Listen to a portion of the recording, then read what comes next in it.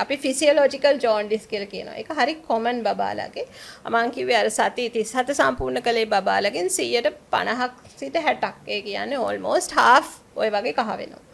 ඒත් එකම සති ගාන අඩුයි නම් 80%කට වැඩි. ඒ කියන්නේ හැමෝටම වගේ කහ පාට එනවා. ඒත් ඒ කහ පාට හැමතිස්සෙම අපි ඇක්ෂන් එකක් ගන්න ඕන තරම් තද වෙන්නේ නැහැ. ඒත් ඇක්ෂන් එකක් ගන්න පුළුවන් ඕනද නැද්ද කියන එක අපිට හැම දිහා බලලා බබාගේ ඇස් දිහා බලලා තීරණය කරන්න බෑ. කොහොම හරි දෙමව්පියෙන් හැටියට ඔයා කහපාට අලුතෙන් නම් දැක්කේ. ගෙදර එනකොට කහපාටක් තිබුණ නැත්තම් ඔයා වහාම වෛද්‍ය උපදෙස් ගන්න යන්න. නිව්බෝර්න්ස්ලා ඉපදෙනකොට ඇඟේ තියෙන හිමොග්ලොබින් ප්‍රමාණය ගොඩක් වැඩි.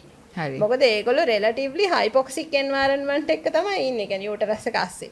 එතකොට ඒගොල්ලන්ගේ හිමොග්ලොබින් එක 17යි 20ක් වගේ තියෙනවා. සාමාන්‍යයෙන් adult hemoglobin එකක් 12යි 13ක් වගේ තියෙනවා. ඉතින් එතකොට ඒ extra blood cells ටික break down වෙන්න පටන් ගන්නවා. ඒවා break down වුණාම ඒකේ එන by product එකක් තමයි මේ පිලිරුබින් කියලා කියන්නේ. ඒක නිසා තමයි 50ක් 60ක් ওই විදිහට කහපාට වෙන්නේ. ඒත් එක මේගොල්ලන්ගේ රතු සෛල, රතු රුධිරාණු වල ආයු කාලය අඩුයි.